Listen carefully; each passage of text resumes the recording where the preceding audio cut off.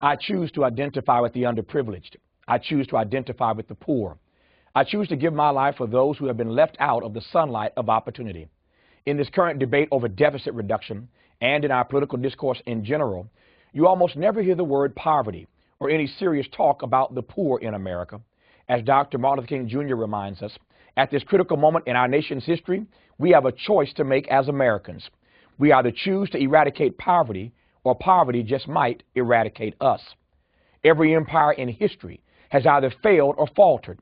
But for some reason, be it our arrogance, our hubris, or our nationalism disguised as patriotism, we turn a blind eye to the growing chasm between the have-gots and the have-nots.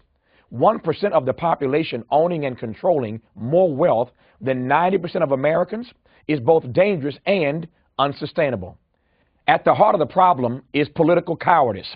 As the 2012 race for the White House heats up, it's worth remembering that in 2008, not once during 3 presidential debates did either candidate even utter the word poverty, and not much more has been said or done since then, even as the indiscriminate net of poverty ensnares even more Americans.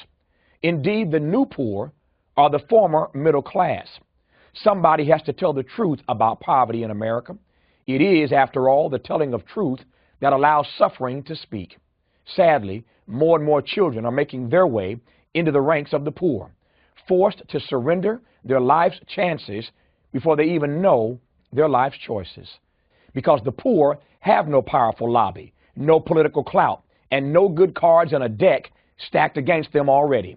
In America today, we don't just have a poverty of jobs, we have a poverty of affirmation, a poverty of opportunity, a poverty of optimism, and a poverty of hope. In 1968, Robert Kennedy, then a candidate for president, embarked on a tour of some of the poorest and most forgotten places in America. The notion of a political figure, one so well-heeled and well-known, making a choice to reach out to the least among us was an inspiration for millions. In this upcoming election cycle, let's hope that someone steps forward to speak on behalf of those most in need. They probably won't unless we demand that they do.